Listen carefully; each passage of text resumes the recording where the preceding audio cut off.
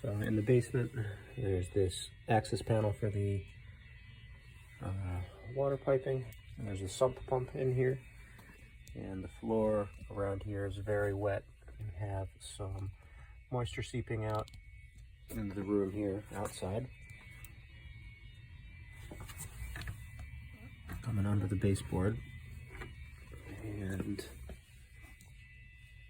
sump pump does have some water in here, but the moisture is around the edges, as though it isn't fully going down in there.